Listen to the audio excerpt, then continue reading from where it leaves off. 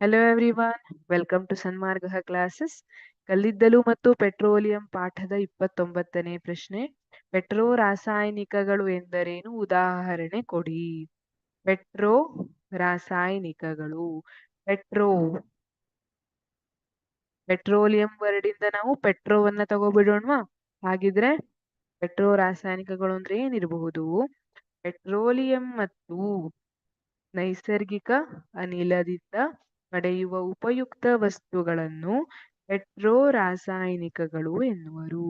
ನಾವು ಪೆಟ್ರೋಲಿಯಂ ಇರಬಹುದು ಅಥವಾ ನೈಸರ್ಗಿಕ ಅನಿಲ ಇರಬಹುದು, ಅದರಿಂದ ಪಡೆಯುವಂತಹ ಯಾವ್ಯಾವ್ದು ಉಪಯುಕ್ತ ವಸ್ತುಗಳಿರ್ತಾವಲ್ಲ ಅವುಗಳನ್ನ ಪೆಟ್ರೋ ರಾಸಾಯನಿಕಗಳು ಅಂತ ಕರಿತೀವಿ. ಉದಾಹರಣೆ ಕೊಡಿ ಅಂತ ಹೇಳಿದ್ದಾರೆ. ಉದಾಹರಣೆಯನ್ನ ಕೊಡೋದಾದ್ರೆ ಮಾರ್ಜಕಗಳು. ಮಾರ್ಜಕಗಳು ಅಂದ್ರೆ ಏನು?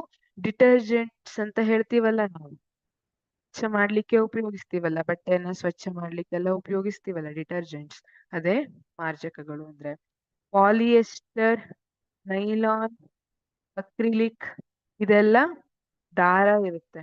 ಈಗ ನಾವು ಹೇಗೆ ಉಣ್ಣೆ ಬಟ್ಟೆಯನ್ನ ಧರಿಸ್ತೀವಿ, ಹತ್ತಿ ಬಟ್ಟೆಯನ್ನ ಧರಿಸ್ತೀವಿ, ಅದೇ ತರ ಅಕ್ರಿಲಿಕ್, ನೈಲಾನ್, ಪಾಲಿಯೆಸ್ಟರ್ ಬಟ್ಟೆಗಳನ್ನ ಕೂಡ ಧರಿಸ್ತೀವಿ. ನೀವು ನೈಲಾನ್ ಬಟ್ಟೆ ಬಗ್ಗೆ ಹೆಚ್ಚಾಗಿ ಕೇಳಿರ್ಬಹುದು ಅಲ್ವಾ? ಇದೆಲ್ಲ ದಾರ ಇರ್ತದೆ. ಪಾಲಿಯೆಸ್ಟರ್, ನೈಲಾನ್, ಅಕ್ರಿಲಿಕ್ ಇದೆಲ್ಲ ಮಾನವ ನಿರ್ಮಿತ ಎಳೆಗಳು.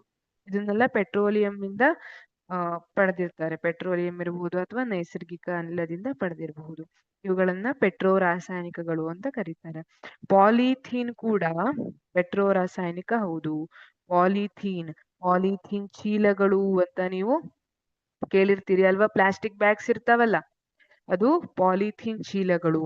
ಪಾಲಿಥೀನ್ ಚೀಲಗಳು ಮಾತ್ರ ಅಲ್ಲ, ಈಗ ಏನೇನು ನಾವು ಪ್ಲಾಸ್ಟಿಕ್ ಅನ್ನೆಲ್ಲ ಉಪಯೋಗಿಸ್ತೀವಲ್ಲ, ಬಾಟಲ್ ಇರಬಹುದು, ಬಕೆಟ್ ಇರಬಹುದು, ಇದೆಲ್ಲ ಪಾಲಿಥೀನ್ ಇಂದ ಆಗಿರುತ್ತೆ. ಹಾಗಾಗಿ ನಿಮಗ್ ಗೊತ್ತು ಈ ಪಾಲಿಥೀನ್ ಅನ್ನುವಂಥದ್ದು ಈಗ ನಮ್ಮನ್ನ ಎಷ್ಟು ಆವರಿಸಿಕೊಂಡಿದೆ ಅಂತ. ಎಲ್ಲಿ ಹೋದ್ರೂ ಪಾಲಿಥೀನ್ ಬಳಕೆಯ ವಸ್ತುಗಳನ್ನೇ ನಾವು ಹೆಚ್ಚಾಗಿ ಬಳಸ್ತಾ ಇರ್ತೀವಿ ಅಲ್ವಾ?